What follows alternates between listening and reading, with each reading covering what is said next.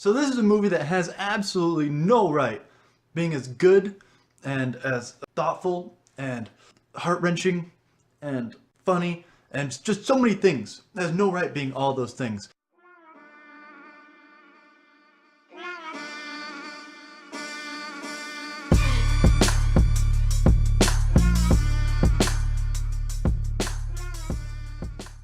Tag is a movie that I became obsessed with for quite a few days. When my wife was out of town, I rented it and bought a pizza. Got it from Redbox. And I watched it that night, and it was very good. And I couldn't sleep, so I watched it again. I still couldn't sleep, so I watched it again and fell asleep to it. And then I forgot to bring it back to Redbox the next day, so I watched it again, and then again the next day. And then I fell asleep watching it again. And now I took it back to Redbox and I want to watch it, so I gotta buy it now, I guess. Tag has 5 stars. Well, really it has 4 stars. It has, the guy from New Girl, Hannibal Buress, that one funny guy from Hangover, and another guy. One second. Jon Hamm, Jake Johnson, Ed Helms, and Hannibal Buress. It also has Jeremy Renner in it. But the movie is about Jeremy Renner. It's kind of centered around Jeremy Renner. He's the conquest of it. So he's in it, but I wouldn't necessarily call him a main character.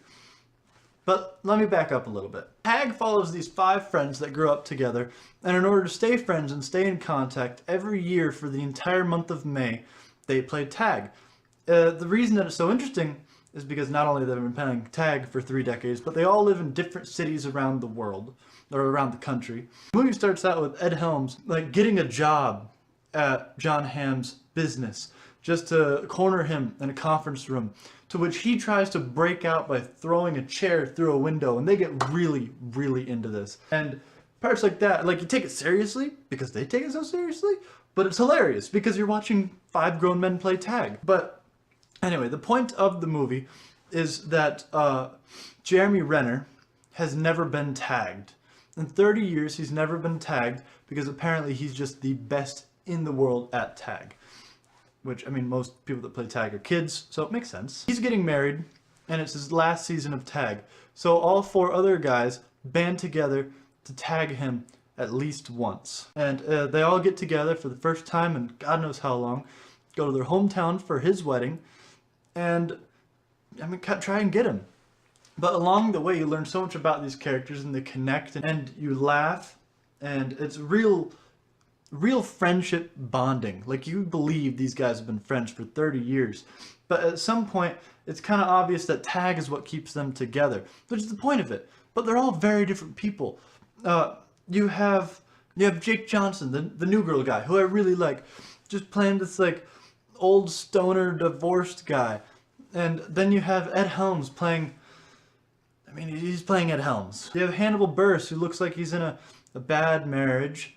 Not bad, but he's got mental issues, from what I understand. Don't know a lot about him. You have Jon Hamm, who's a very successful business guy. Jeremy Renner, who stayed in his hometown, was getting married. Looks like he's turned into a family guy. And they all stay together, despite their massive differences over the 30 years because of this game. And the very end is when it becomes heart-wrenching and becomes a story that actually means something. I don't want to tell you why it does, but it's a great fun movie that at the end is more than just a great fun movie. So I'm gonna give it a 9.3 out of 10. That's very biased though. I understand this movie's probably not for everybody. So thanks for watching, guys. Make sure to like, comment, subscribe, check out my other reviews.